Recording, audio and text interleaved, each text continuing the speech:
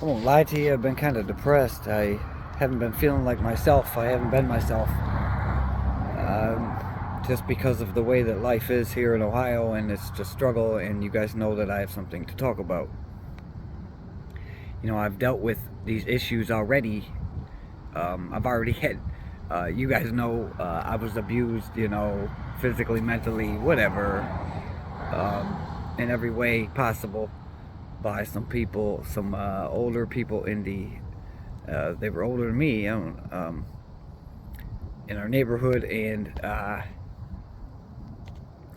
they whether they whether you call it molestation, they coerced me, whatever it was. I was involved in a lot of sexual acts that I should not have been in at the age of 10 and 11. As far as I am concerned, that is molestation. If the person was older than you, and they know better, and that's kind of what happened to me, which created a lot of dark moments in my life and my childhood, and created a lot of phobias and social fears and anxieties, and that's kind of why I hid. That's why I dropped out of high school. That's why I quit playing sports, because all this happened to me and I was hiding it, which created, the person, one of the people who abused me, they want to try and watch me use the bathroom, and I could not, and it really confused my body, having Asperger's, and the way that my brain works. And I've been really trying to figure out how to bring this out and talk about this. I've already talked about it with therapists. I've already had therapy. I've already done everything possible to try, human-wise, to overcome this disability that I've gotten because of this abuse. I had to come into the car because of the cold and the wind, and I was struggling, like, I don't know, what am I even going to say, Lord? How do I even bring this up? And I went through a walk in the woods, and I opened up my Bible, and God says, "For it will not be you speaking, but the Spirit of your Father speaking through you." But the technical term is Parurisis, and the street term would be shy bladder syndrome. And some of you are like, well, I have that too. That's not a big deal to have this. And to be honest, I'm embarrassed of it. I have been my whole life. I've been dealing with this since I was 10 or 11. Mine took a whole turn to the point of I can't use the bathroom anywhere.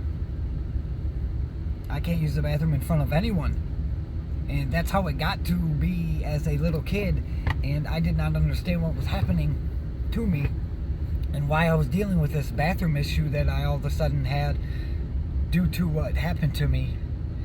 And I think I had a lot of guilt, and I held a lot of guilt inside of me because of what happened to me.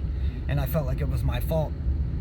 And I felt like I had the devil telling me, you're gay. And I had all these thoughts of, oh my God, what if I'm gay? And I wasn't, because I've never done nothing like that since, and I will never. And, I know now that it wasn't my fault. It wasn't me doing it. And then the threat of AIDS is out there as a little kid, and I thought about that all the time and had that on my head, and I was like, what if someone finds out about this, and then everyone else calls me gay, and I didn't want to be called gay, and I didn't want that on me, and I just felt so bad over what had happened to me that I placed all this guilt on myself. And then it created this bathroom issue because the people wanted to watch me go to the bathroom, and another group of individuals, adults, were yelling at me when I would go to the bathroom and making me feel like it was wrong to have to get up and go to the bathroom. And all of this abuse took place at the same time. I was being molested. I was being told it was wrong to go to the bathroom. I was being screamed at for going to the bathroom, on top of having these issues, on top of having the Asperger's, which really messed me up as a child. And so now I deal with this Parurisis thing, but it's to the point of I can't take day trips anywhere. I thought that it started to get better as I ran my business, and I told God, I gave it all to God, because I had prayed about this for 20 years for this to go away, and it hasn't. And I gave it to God 100 times. Everyone's just going to say give it to God. I have 100 times. And I thought if I moved to Minnesota and I give up everything, and me and my wife bought a camper, so I have somewhere to go to the bathroom inside of the camper while we're traveling at rest stops, and no one can see me, and this whole thing that I deal with mentally, which is stupid, and that's how I feel about it myself for having this issue. But I thought if I gave everything up for God, really in that aspect, and gave up my business and everything that I owned and traveled, that He would take care of it and make it better. But to be honest, it kind of got worse in Minnesota, and grew, the anger inside of me over it grew a little bit more than it should have. And I could hear God telling me, didn't I tell you 4 years ago to talk about this in public? God had told me 4 years ago to talk about this in public, and I've been running like Nineveh. And here I am. I moved back to Ohio because God said go there and talk about this. And I have been yet to talk about it, and my life is pretty bad right now as far as how much bills have been piled upon me, and I don't want to woe is me. The devil can't hold this against me no more if I talk about it openly. And God said if you just talk about it, someone else is dealing with this who needs help. Someone else is struggling with this who also doesn't want to talk about it, and they need you to talk about it. I don't know how many of you deal with it. I deal with it to the point of severity. Like, I can't even go around my wife all of the time, because sometimes it creeps back in, and it's worse some moments than others. But I can't take a day trip to Cedar Point because I can't go to the bathroom because there's nowhere to go but public, and I can't do public. And I know this is a long video. Thanks for watching. It's going to take like 10 of these for you to understand what I have went through dealing with this and the pain of it. But if you're dealing with it, I know the pain. If it has ruined your life, it has changed every aspect of your life and made you do certain things, and not made you, like, there's certain jobs I couldn't take because of this that I really wanted to. Part of me feels like I maybe shouldn't be preaching because I'm dealing with this. And it makes me feel like I'm not a full leader because I'm dealing with this fear of using public restrooms. And there's a lot weighing on my mind right now about this, and I don't know. God just said, I keep asking Him, why do you lay this on me?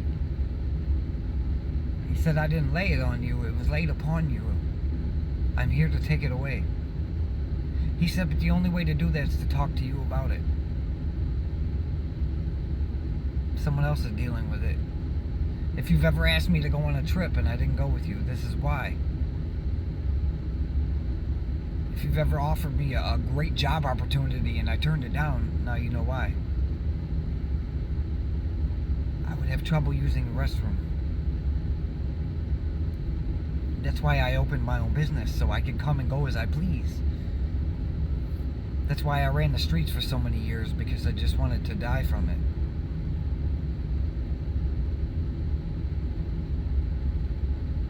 The fear, the pain, the guilt.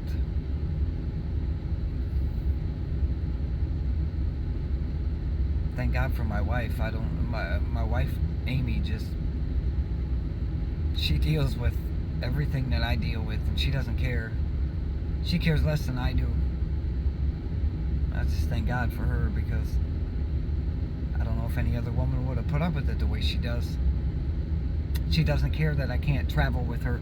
I can't just hop on a plane with her and fly across the country to go visit relatives, because I can't get on a plane because I've been gone too long. 2 hours at the airport, an hour to the airport. There's 3 hours you gotta wait on the plane. You gotta get on the plane. You gotta wait for your luggage. There's just so much time involved that I can't hold it that long. There have been times when I was a kid where this bathroom issue was rough, and I got so sick from it that I would throw up from holding it so long.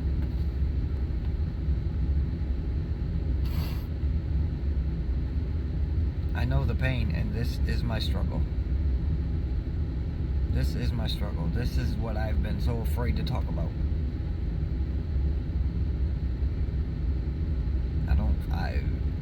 All these voices, they're not going to understand you. No one's going to understand. No one's going to care. They're going to make fun of you. It's going to ruin your reputation. If it does, it does.